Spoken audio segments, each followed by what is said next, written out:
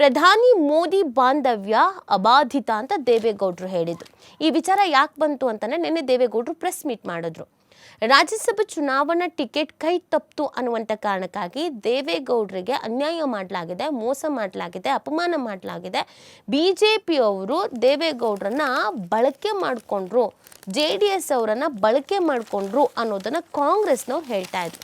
ಹಾಗಾಗಿ ದೇವೇಗೌಡರ ಸ್ಟೇಟ್ಮೆಂಟ್ ಏನಾಗತ್ತೆ ಅನ್ನೋದು ತುಂಬಾ ಇಂಪಾರ್ಟೆಂಟ್ ಆಗಿತ್ತು. ನಿನ್ನೆ ಪ್ರೆಸ್ ಮೀಟ್ ಮಾಡಿ ಅವರು ಒಂದಷ್ಟು ವಿಚಾರಗಳ ಬಗ್ಗೆ ಪ್ರಸ್ತಾಪಿಸಿದ್ದಾರೆ. ಅಂದರೆ ಒಂದು ಮೆಸೇಜು ರಾಜ್ಯದ ಜನತೆಗೆ ಪಾಸ್ ಆಗಬೇಕಾಗಿತ್ತು, JDS ಮತ್ತು BJPಯ ಕಾರ್ಯಕರ್ತರಿಗೂ ಪಾಸ್ ಆಗಬೇಕಾಗಿತ್ತು. ಬಿಕಾಸ್ ನಾವು ದೇವೇಗೌಡರನ್ನ ಹೆಮ್ಮೆಯ ಕನ್ನಡಿಗ ಅಂತ ಯಾಕೆ ಕರಿತೀವಿ ಅಂತಂದರೆ ದೇಶದ ಪ್ರಧಾನಿಯಾದಂಥ ಕನ್ನಡಿಗ. ಸೊ ಅಂಥವರಿಗೆ ಅವಮಾನ ಮಾಡ್ತಾ BJP ಅನ್ನೋದು ಅದು ಬೇರೆ ಥರದ್ದೇ ಮೆಸೇಜ್ ಪಾಸ್ ಆಗುತ್ತೆ.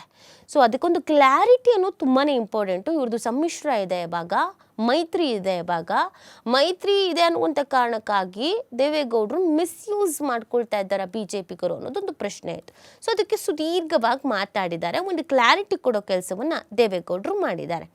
ರಾಜ್ಯಸಭೆಗೆ ಮರು ಆಯ್ಕೆ ಅವಕಾಶ ತಪ್ಪಿದ ಬಗ್ಗೆ ನಡೀತಾ ಇರುವ ಚರ್ಚೆಗೆ ಉತ್ತರ ನೀಡಿರುವ ಮಾಜಿ ಪ್ರಧಾನಿ HD ದೇವೇಗೌಡರು ತಮ್ಮ ಮತ್ತು ಮೋದಿ ಅವರ ನಡುವಿನ ಬಾಂಧವ್ಯವು ಒಂದು ರಾಜ್ಯಸಭೆ ಸ್ಥಾನಕ್ಕೆ ಸೀಮಿತವಾದದ್ದು ಅಲ್ಲ ಅಂತ ಹೇಳಿದ್ದಾರೆ.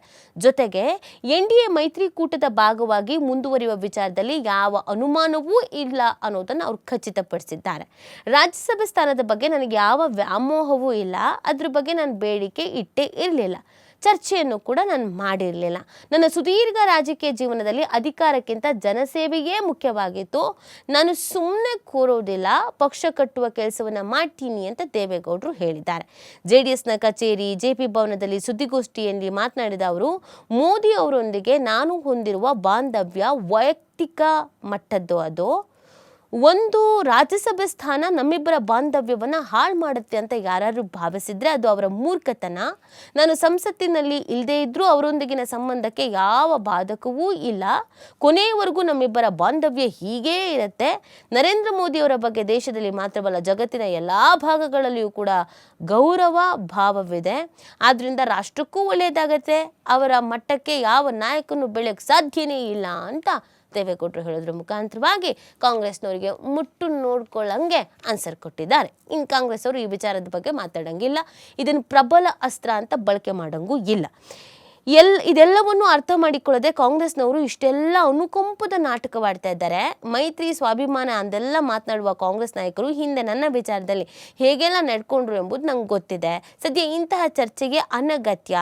ಈ ವಿಚಾರದಲ್ಲಿ ನನಗೆ ಅಪಮಾನವಾಗಿದೆ ಎಂಬುವ ಹೇಳಿಕೆಗೆ ನಾನು ಮಹತ್ವ ನೀಡೋದೇ ಇಲ್ಲ. ಒಂದು ಕಾಲದಲ್ಲಿ ನಾನು ಮೋದಿ ಅವರನ್ನು ಕಟುವಾಗಿ ಟೀಕಿಸಿದ್ದು ನಿಜ. ಆದರೆ ನಂತರ ಹಲವು ವರ್ಷಗಳಿಂದ ನಾನು ಅವರನ್ನು ಬಹಳಷ್ಟು ಅರ್ಥ ಮಾಡಿಕೊಂಡಿದ್ದೇನೆ ಮತ್ತು ವಿಶ್ವಾಸವನ್ನೂ ಇಟ್ಟಿದ್ದೇನೆ. ಅವರ ಒಳ್ಳೆಯ ಕೆಲಸಗಳನ್ನು ಹೃದಯಪೂರ್ವಕವಾಗಿ ಶ್ಲಾಘಿಸಿದ್ದೇನೆ ಅಂತ ಸ್ಪಷ್ಟಪಡಿಸಿದ್ದಾರೆ. ತಮ್ಮ ರಾಜಕೀಯ ಜೀವನದ ಆರಂಭದ ದಿನಗಳನ್ನು ಸ್ಮರಿಸಿದ ದೇವೇಗೌಡರು, ನಾನು ರಾಜಕಾರಣಕ್ಕೆ ಬಂದು ಎಷ್ಟು ವರ್ಷವಾಯಿತು ಎಂಬುದನ್ನು ಒಮ್ಮೆ ಯೋಚಿಸಿ. 1954ರಿಂದ 55ರಿಂದಲೇ ನಾನು ಸಕ್ರಿಯ ರಾಜಕಾರಣದಲ್ಲಿದ್ದೇನೆ. ಕೇವಲ ಗುತ್ತಿಗೆ ಕೆಲಸ ಮಾಡ್ತಾ ಇದ್ದ ನಾನು ಅದರ ಜೊತೆಗೆ ಜನರ ಕಷ್ಟಗಳಿಗೆ ಸ್ಪಂದಿಸುತ್ತಾ ಸಾರ್ವಜನಿಕ ಬದುಕನ್ನು ಆಯ್ಕೆ ಮಾಡಿಕೊಂಡವನು. ಅಂದಿನಿಂದ ಇವತ್ತಿನವರೆಗೂ ನಿರಂತರವಾಗಿ ಜನರ ಮಧ್ಯೆನೇ ಇದ್ದೀನಿ. ಇಂತಹ ವ್ಯಕ್ತಿತ್ವದ ನಾನು ಒಂದು ರಾಜ್ಯಸಭೆ ಸ್ಥಾನಕ್ಕಾಗಿ ಹಾತೊರಿತೀನಾ ಅಂತ ಅವರು ಪ್ರಶ್ನೆಯನ್ನು ಮಾಡಿದ್ದಾರೆ. ಸೊ ನಾನು ಕೇಳೇ ಇಲ್ಲ, ಅದ್ರ ಬಗ್ಗೆ ಚರ್ಚೆ ಆಗೇ ಇಲ್ಲ ಅನ್ನೋದನ್ನು ಒಂದು ಕ್ಲಾರಿಟಿ ಕೊಡೋ ಕೆಲಸವನ್ನು ಇಲ್ಲಿ ಮಾಡಿದ್ದಾರೆ. ಸೊ ಈಗ ಕಾಂಗ್ರೆಸ್ನವರಿಗೆ ಯಾವುದೇ ರೀತಿಯಾದಂಥ ಅಸ್ತ್ರ ಅನ್ನೋದು ಇಲ್ಲ.